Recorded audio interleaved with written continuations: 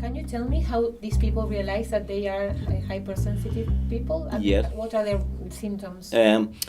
In Sweden, it has been very detailed and documented, and the first sort of sign they get is in the order of 70% in front of a computer screen or similar. You know, you have to remember that if we talk about a computer screen or a laptop or a mobile phone and so on, they're all the same type of gadget.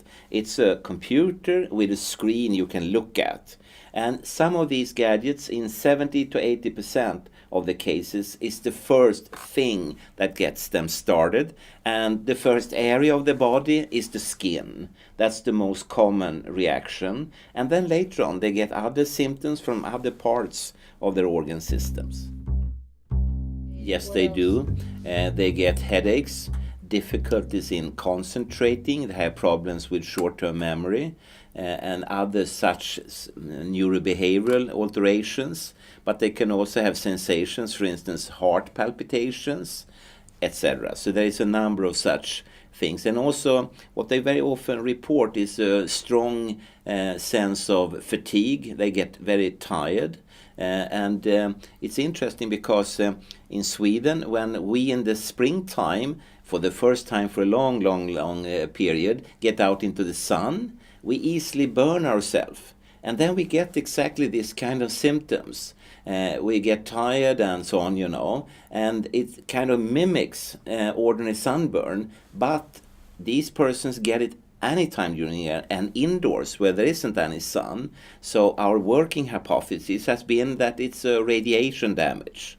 It's something in the electromagnetic fields that changes their cells and molecules, and they are wise because they will retract, they will get themselves out of this situation, whereas you and I, who are not electrohypersensitive, we will still stay there, we don't feel anything, and maybe we are at the risk of long-term effects. It has been a huge debate, for instance, about neurological diseases and cancer. Okay, electro hypersensitivity is considered something medical? Is it like recognized by doctors that it's a disease or something like that? Not in Sweden. It's recognized as a disability, or today we call it a functional impairment. So it has nothing to do with doctors.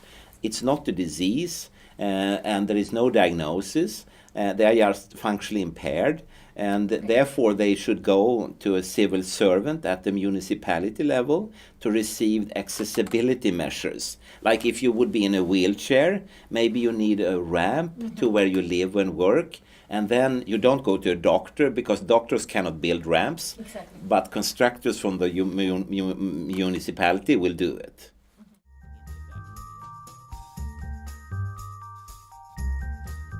They are not diagnosed, but they have made in the state of California a scrutiny where they checked for the percentage of persons that were electrohypersensitive. And if you extrapolate to the whole of the United States, you will get in that order. Okay, well, that's a lot of people actually. Of course, and then you have to remember that United States actually, they are around 3.5%. So it's not very high. In Germany, we talk about 6%. In Switzerland, 8%. I don't know the figures for Spain, but in Sweden, it's in the order of 3.1%. So Sweden and the United States is at the low range. Germany and Switzerland at the high range. So worldwide, we are talking about hundreds of millions of people that are electrohypersensitive. Do you know, have you heard of any materials available that could protect, I don't know, for example, a room? Yeah. If I cover the walls with Of such a course. material? Yes, or yes, yes. clothes that Yes. if I wear, Yes. I am less Yeah. exposed to? Yeah. If we, for instance, talk about microwaves, you can have microwave shielding cloth as well as paint that will keep them out. And that's sort of basic schoolbook physics.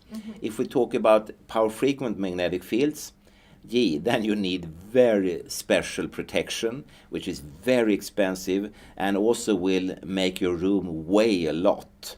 A room like this would easily weigh like 20 tons suddenly, because you need thick metals and so on, and also the room will be extremely expensive. But at the same time, you know, I'm not so sure if we should go in that direction. It's a little bit like you have a society where you go to one store and buy things that are dangerous for you, and then you need to go to another store to protect yourself. If that would be like something we eat, we wouldn't even consider going down that road, you know. We would just say, no way, I don't eat this, you know. So, sorry, I don't eat this at all, you know. And so maybe we have to think twice then. Yeah, and it sounds stupid. Yeah, it's kind of stupid. Yeah. And then we just do things for profit, not for life necessities. There are a lot of gadgets on the market. Stickers you should put on your computer and mobile phones, and different crystals and stones and whatever. We have not tested all of them, but the ones we have tested doesn't work at all. And we cannot even understand how they should.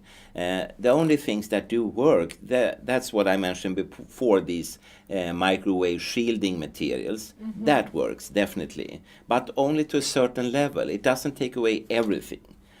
So the question is again, the remnants, are they equally poisonous as the rest? And that we don't know yet.